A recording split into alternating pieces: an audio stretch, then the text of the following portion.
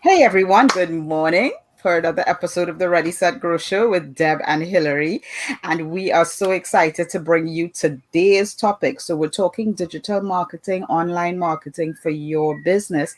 And today, SEO versus social, or better known as search versus social marketing. And Mhm. it's a topic that we're always talking about, like, is search better than social? Because everybody says you got to be on Facebook, right? Well, not really. Not really, even though we're here. All right. That's right. That's right. There are those few exceptions. Yes. And what we're going to be talking about today is how search works and how social works. And then basically at the bottom, how they complement each other. But they're two totally different forms of marketing. And some have benefits and others, some have even greater benefits. But when we're talking about business, all right, you're driving people to your your website, hopefully, if you've got one out there, because I hope Facebook isn't your website. I hope Yeah. Facebook isn't everything that you're doing, because guess what, one day Facebook will disappear the same way MySpace disappeared, the same way ICQ disappeared, the same way all of these other things that some of you may be like, what's that? Yeah. Yeah, Yeah. that's why. Yeah. And I always heard about, and I have a website, but it's like I didn't really understand it until my business really started to pick up, and it's like, oh my goodness, yes, I am so glad that I have my own piece of property that no one can take away from me. Yes. And I like to say that, as Deb just said, your own piece of property. Search marketing and social marketing is very much like the concept of owning your home versus renting a home. Mm-hmm. All right. And there are benefits. Like, I remember, having this and side conversation here. But I I had a young person speaking to me about the benefits of renting over owning a home. And they were very logical, because they were like, when the toilet goes bazook, that's not them. They just call up the landlord. Yeah. Yeah. Right. So when we talk about search and social marketing, we're gonna hear some benefits. We're gonna hear some things that may seem like, okay, it's instant gratification almost in your business, but then you're in a business for the long haul. All right. So that's when you want to build the asset, as Deb was talking about. Her asset is her website, and start to actually develop content. All right. So, one of the things that always pops out in my mind, and Deb has realized this, especially after the last blogging challenge that we both went through, she got 31 blogs, then I got five. Anyway.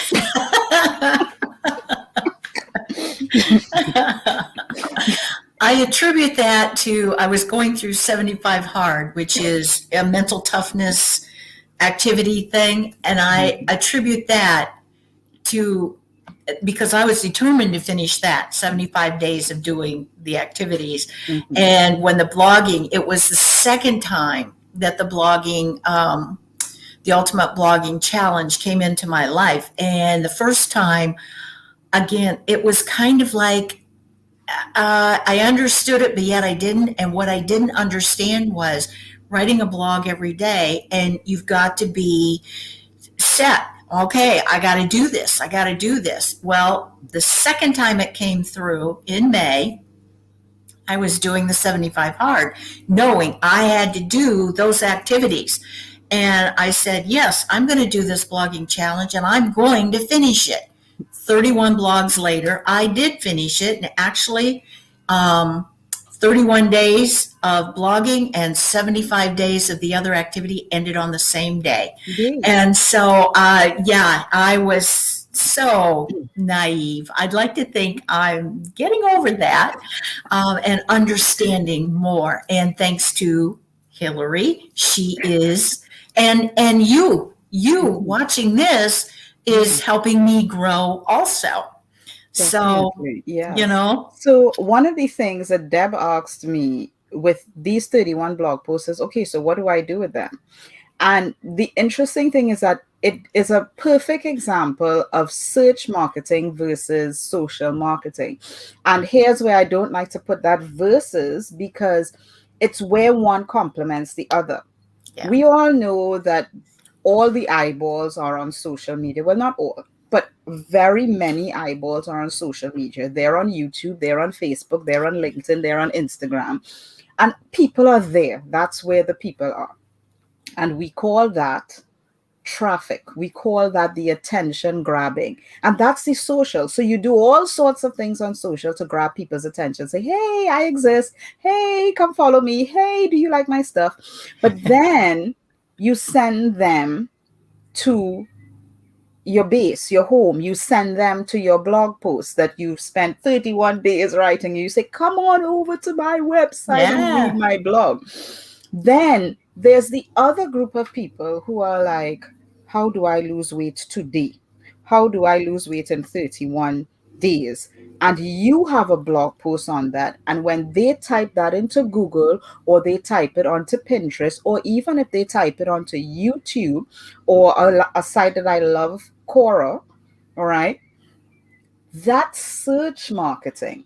All right. When somebody is actively looking for a solution, they're Mhm. searching. And are you there for them to be found? That's the search marketing that we're talking about. So it's not the look at me, look what I had for breakfast this morning. Look at me, look what I'm having for lunch this morning. Look at, like these type of posts that just drive me insane.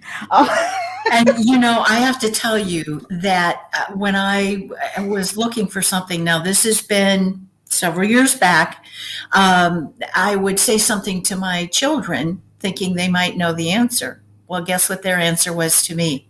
Google it. And I'm like, okay, so that's what I started doing because they had told me that enough. It's like, I'm tired of hearing that, so I'm just going to go ahead and do it because they're going to tell me to do that anyway.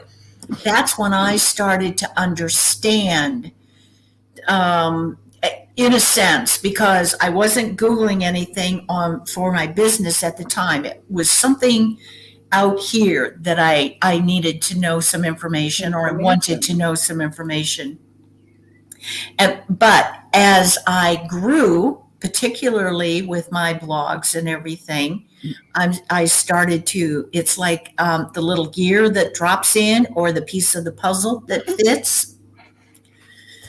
It's a timing thing.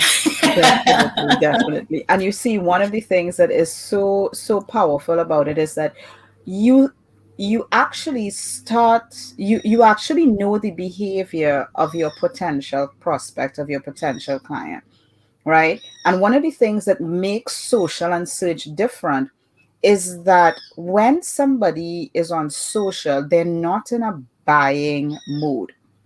But if you think about it, like, let's just pull it out of digital. When you're driving down the road and you're looking for something, right? You don't know where it is and you're driving and you're looking for a place that sells pots and pans, for example. I don't know, crazy example. But usually you will see a store and maybe they'll have a sign, or maybe they'll have a few of their items outside, or whatever the case may be, and you're driving and you're actively looking. You're actively looking because you are ready to buy. And Right. that is search marketing. And that's why you need to be in a position to put your products and services out there for those people who are actively searching. Because the active searcher is an active buyer. All Yeah. right. And don't mistake as you are scrolling on Facebook, all of a sudden there's an ad that, oh, this looks interesting. And you go in and you start, that's not searching.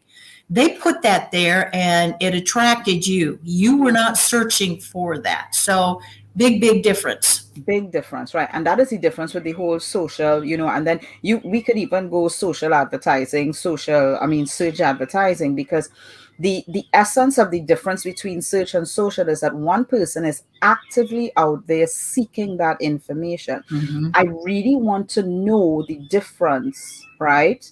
Between, like, whoever's going to search this on YouTube eventually, they're going to know the difference between search and social. They want to know the difference. But on Facebook, this is just, oh, that's interesting information. Okay, cool. Yeah. All right. Yeah. Interesting. Very good. And then it's shareable. All right. Now, the thing about social is that you get the immediate reaction. All Yeah. right. You get the immediate reaction. Somebody says, hey, this is interesting. And they share it with their friend. They share it with their colleagues. They share it with their family. Hey, you should take a look at this. So that what that does, social gives you the traffic and the eyeballs so that eventually, if somebody becomes really interested in knowing that, it's been spread around social enough. All right. The catch with that is that you have to keep on spreading it around in social because it doesn't last forever. All Right. right. Right. On your And website, oh, go ahead. those 31 blogs that you wrote in May, they're going to last forever. Mm-hmm. Right. As long Mm-hmm. as the internet holds up. Okay. The internet has to hold up. But other than that, it's going to be there forever. So yeah, Deb. I forgot what I was going to Oh say because God. I was listening to you. It'll come back to me. It'll come Yes. back to All me. right. Yeah. But and that is the thing. So when you think of and the advantage with social versus search, you want to be able to share information. All right. You can't do too much of that on social because you got to get enough information in for a scroll, right? Yeah. And fewer and fewer people are actually on social media on their desktop. It's all on their mobile. Yeah. So the amount of information you could put on a screen is really small compared to what you could put in an article. And you have the ability to write and share more information in an article that somebody will want that information. They want to understand the information. So they're going to extract and read and sit down and go through what you've written. Yeah. On social, the information you got to fit is literally the length of the screen. Right. And that's what I was going to say. We use social to, in a sense, pique their interest. And like Hillary says, it's mostly on a phone that they're looking. So you've got to pique their interest in those first few sentences and lead them to your blog. And that's how you get them from social to the traffic to your blog. And I did not understand that for the longest time. So, it's a learning process. Life is a learning process, and I am so glad that I have wonderful mentors, and I consider Hillary a mentor and a friend. And so, as we talk and everything, so if we're saying something that is new to you, it's okay. And that's why I am telling you, I didn't know it all. My business has only been on for 4 years. And literally, I had to learn technology 4 years Yes, you ago do. Mhm. because I came out of the medical society that the nurses at that time didn't use computers.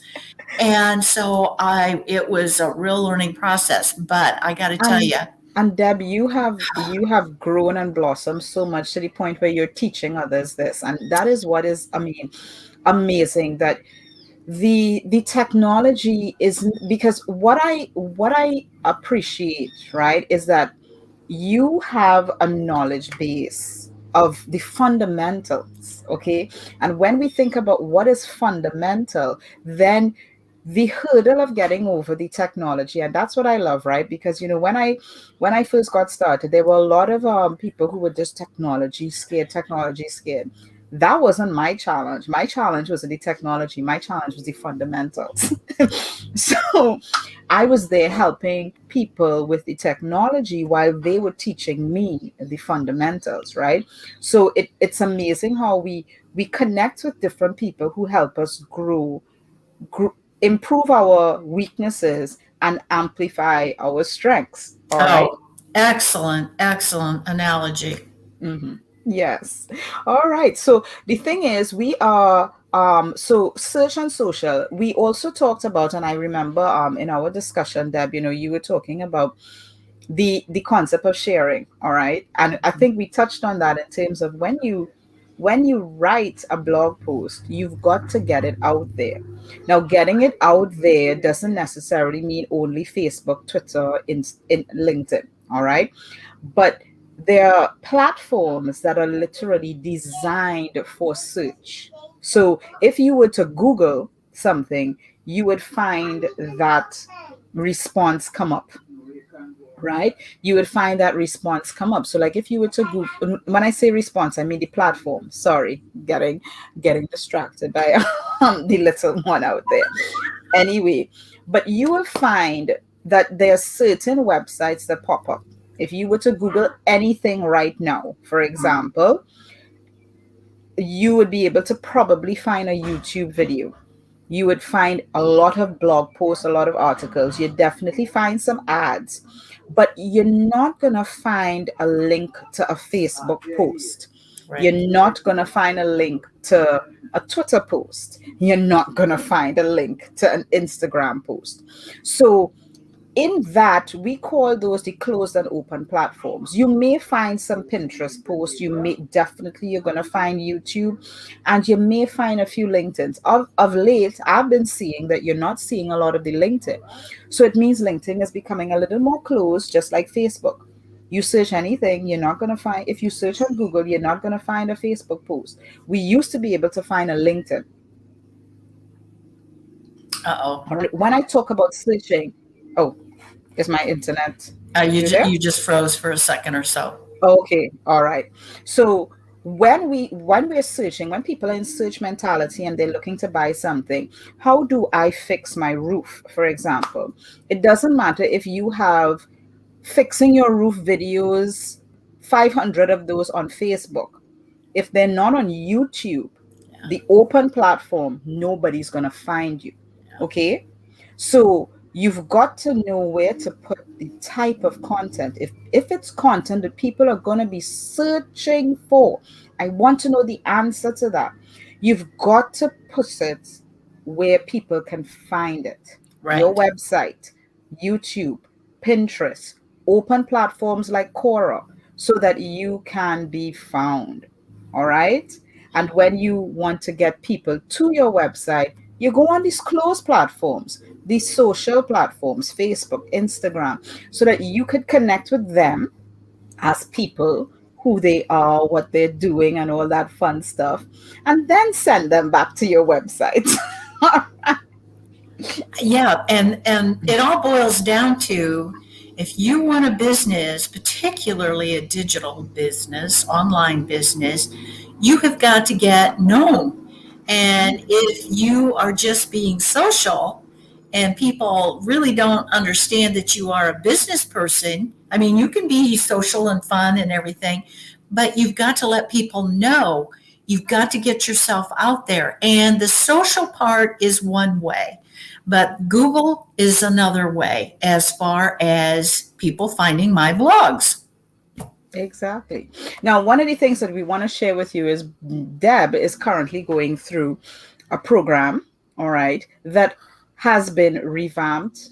I call it 2.0. Maybe it should be 5.0. But anyway, all right, because it's the very program that I went through when I first started to make sure that I've got my search marketing established and going.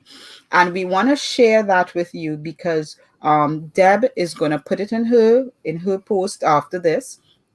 If you're interested in just going through the course, maybe not the everything, but we want to share that with you, because if you at a stage where you're ready to establish your own presence, your own presence on digital marketing, this is going to be a foundational piece of education that you can learn from. Okay. Right, So right. definitely we're going to be sharing that with you. It will either be in the comments below or in the updated description, whatever the case may be.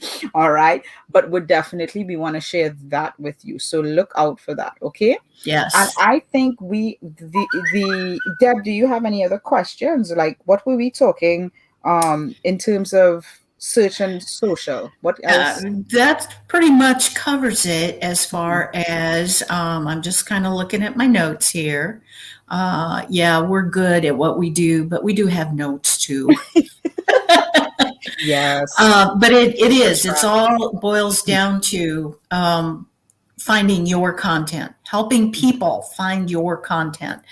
And I have to tell you, this program that I'm going through, as I'm going through it, it is honestly the first time that, and I'm going to say it, but it's not exactly what I want to, how I want to say it.